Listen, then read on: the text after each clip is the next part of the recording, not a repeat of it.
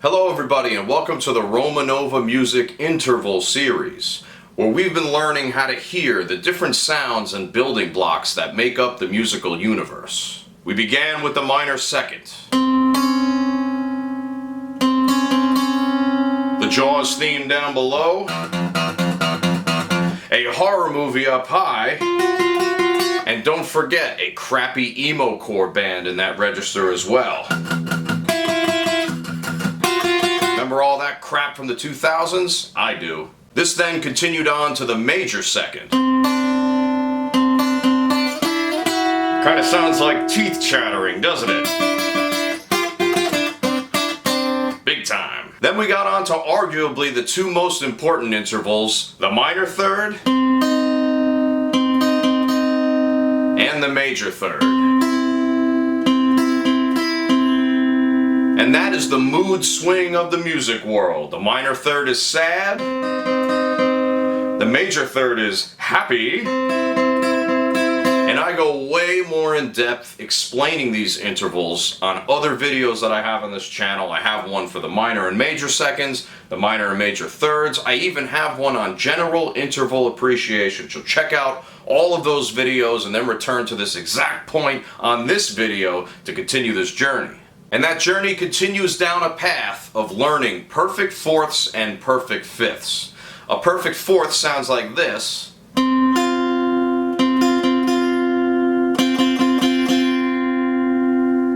a perfect fifth sounds like this.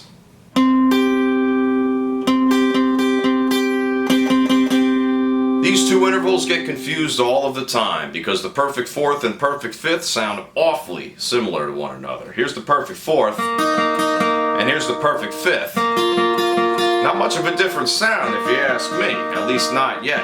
Very neutral sounding, very pure sounding as well. But after this video, I guarantee that it'll just be a smidge easier for you to understand the difference. Now we definitely have to talk about what these intervals actually are and why they are called perfect. Why are they oh so perfect? Why are they better than all the other intervals? Well, the explanation is not quite so simple, and I'm going to do my best in this video to explain it mostly, but it's going to fall short. I'm probably going to have to make an entire other video on why they're perfect. And here's the quick version. Fourths and fifths happen to land very nice and symmetrically atop of what's known as the harmonic overtone series. Imagine a string, okay, that's vibrating. You pinch it in the middle and you create what's called an overtone, which is a partial frequency, right? These happen over the top of every single note you play. So if I play C, there's going to be an overtone split in half that's going to be an octave above. Another one split in half that's going to be a perfect fifth above, one of our perfect intervals, and then another fourth above that. Okay, so very nice and round sounding and symmetrical in nature. The universe really loves perfect fourths and perfect fifths, let me tell you. Secondly, and perhaps a more accurate description, is that perfect fourths and fifths occur in the scale as unmodified, simply meaning that there's no real inverse to a fourth or a fifth. As with a minor and a major interval, let's take a major second for instance. We have the notes C and D. Well, the inverse D and C, you see how it's backwards, creates a minor seventh. So a major 2 creates a minor seventh. Okay? Let's take a major third for instance, G and B. Okay? If you take B and G, it turns into a minor 6. So major third to minor 6. The majors turn to minors, but a perfect only turns into a perfect. Let's take B flat and E flat. Alright? E flat and B flat is a perfect fifth. Alright? And that just keeps on going up, right? And they all sound so neutral, so like each other, that there's really no harmonic distinction between the two at all, unlike the major and the minor. So it boils down to function. Anyway, I could go on forever about this, but I won't. I will spare you those details, just so we can get to the point of this video. So neutrality is really what makes it so difficult to distinguish between a perfect fourth and a perfect fifth. Now in this video, we're going to distinguish what is ought to be known as indistinguishable. We are going to distinguish this so hard that what was previously thought to be indistinguishable will be distinguishable in a distinguished way. How distinguishing is that? We're basically breaking the universe. No big deal. Let's start with the perfect fourth, which sounds like this. This particular interval is a C played with an F on top, which is 5 half steps away. C, C sharp, D, D sharp, E, and F. And 2.5 whole steps away.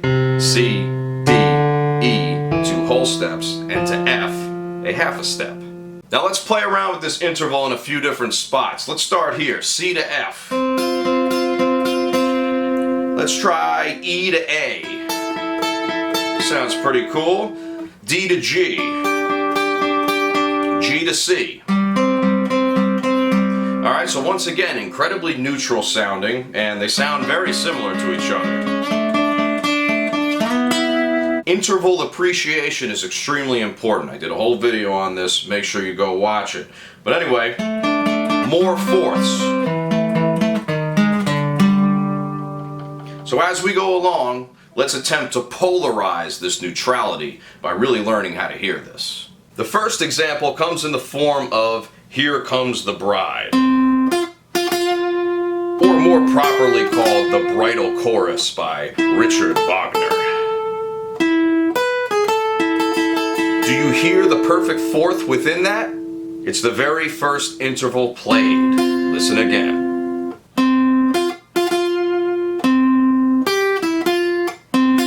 Now envision this. Here Comes the Bride is playing. You're getting married. You're walking down the aisle. Your wife greets you with a smile. You can't believe it. It's the best day of your life. Now, fast forward. You're in your backyard. You're playing frisbee with the dog. Your wife has a pit bull. Now, you're playing frisbee, you take the disc and you throw it to the dog.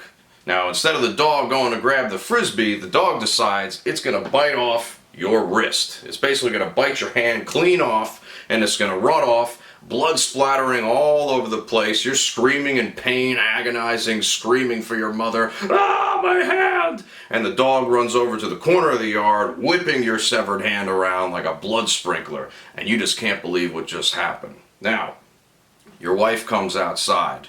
She comes up to you. She goes, "Oh my God, what happened? There's so much blood all over the place." You tell her what happened. In utter shock and disbelief, she goes over to the dog and says, "My dog would never do that." Rubs his belly, can clearly see the hand in his mouth with blood splattering all over the place, but that doesn't matter. Rubs his belly in consolation and whispers, "I won't let that mean man ever hurt you. You understand me, Rufus?" The dog's name is Rufus. You're sitting there on the ground with your wrist still shooting out blood, and you're probably about to die soon if you don't get some medical attention. But in a moment of clarity, you immediately get up and begin to file divorce papers with your own blood. Now, that's not the end of the story. You quickly get back on your feet, luckily you still have 2 of those, and find another girl to become your wife. But this time, when you're walking down the aisle, you request that the organist plays Here Comes the Bride, starting on F sharp instead of C, because that is the furthest note possible from the note we started on.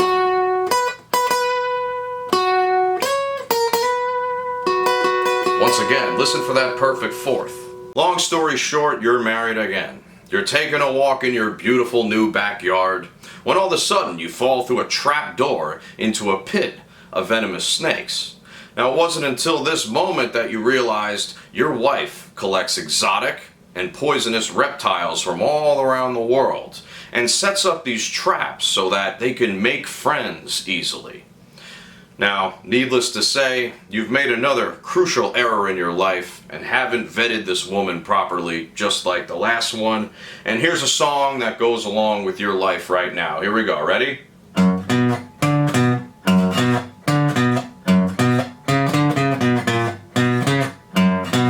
Now, there's a perfect fourth in there, by the way, and that's the moral of the story. A perfect fourth will probably get you into extreme trouble in your life goals. Here we go. Ready? That's the perfect fourth. Everything else is not a perfect fourth, by the way. Just remember that first part. Boom. Now let's get into a more contemporary example. Let's see if you can recognize it.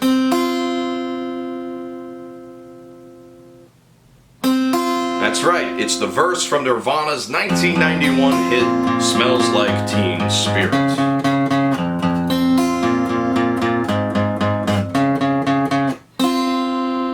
It's amazing how one interval could define an entire generation of rockers and also destroy, simultaneously, an entire generation of hairspray and spandex. But let's not forget this other classic. It basically defines all of rock guitar as we know it.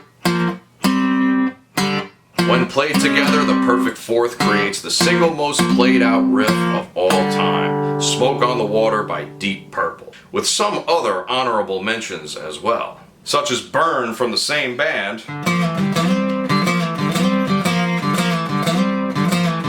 oh yeah, a lot of perfect fourths. You Got Another Thing Coming by Judas Priest is another example. You got another thing coming, another thing coming, right? Or 2 Minutes to Midnight by Iron Maiden.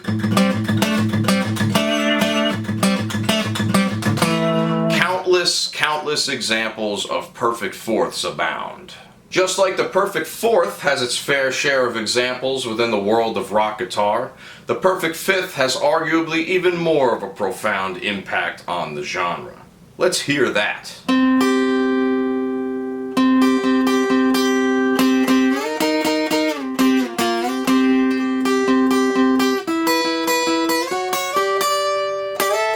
Yep, so if you listen to the entire genre of punk rock, or any other iteration of punk, pop punk, even grunge has a lot of punk influence here, you'll find power chords galore or perfect fifths galore, starting with Blitzkrieg Bop by the Ramones, right?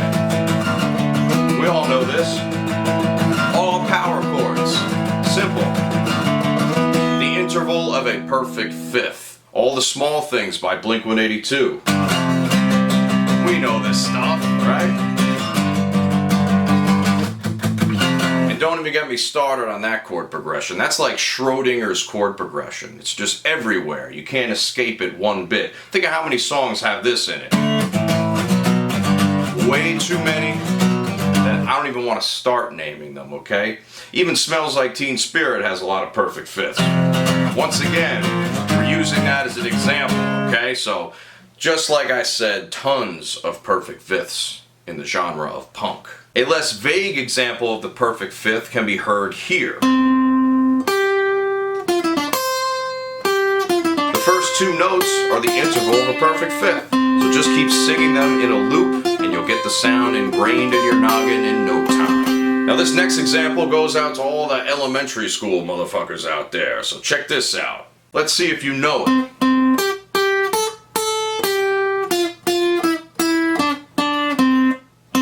Yes, the classic song about a massive celestial body that would eat your entire solar system if it were to undergo a massive supernova. So examples like the Star Wars Overture and Twinkle Twinkle Little Star fall into a very specific category here. In order for us to properly do this exercise of hearing perfect fifths, we have to cut those melodies off very short. So in the Star Wars theme, we have to cut it off by most of the notes. We have to cut off every note except the first two. Watch. Fill in the gaps yourself. I'm not going to do it for you. Do it yourself, right? You have to fill in the gaps at the end. Okay, just like with Twinkle Twinkle Little Star, we have to do the same thing except two. Alright, those first four notes are the first two notes of Twinkle Twinkle Little Star. And of course you have to figure it out on your own, the rest of it. Fill in the gaps, right? So essentially, the Star Wars theme played like this is as if Jar Jar Binks is the main character, and Twinkle Twinkle Star played like this is the equivalent of being expelled from second grade for clogging the toilet in your principal's office. So an incomplete education is necessary for a complete and comprehensive understanding of music. You heard it here first. With all this in mind, let's refresh a little bit on both the perfect fourth and perfect fifth by listening to them back to back a few more times. Here's a perfect fourth, here's a perfect fifth, perfect fourth again, perfect fifth again.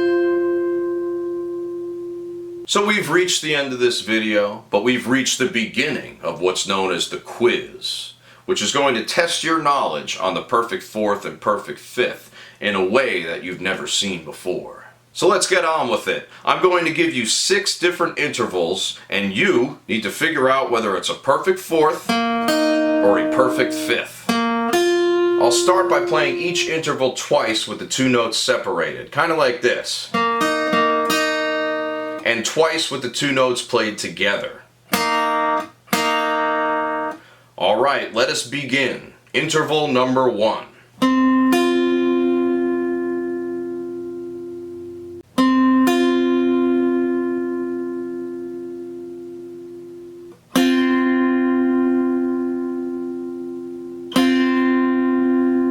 That interval is a perfect fourth. Interval number 2.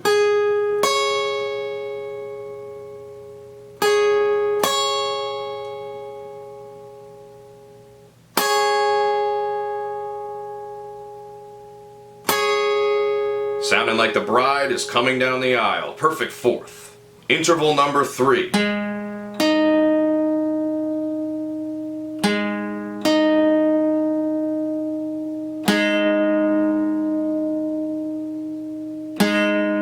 You hear a little Star Wars theme in there. Perfect fifth.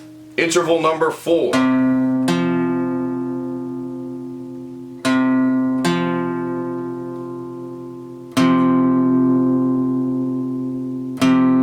Getting some smoke on the water vibes coming through on this one. Perfect fourth. Interval number 5.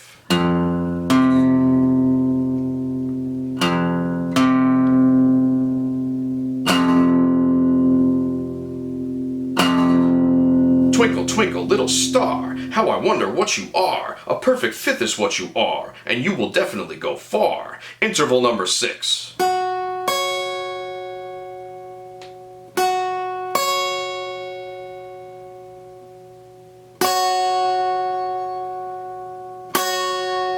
And that final interval is a perfect fifth.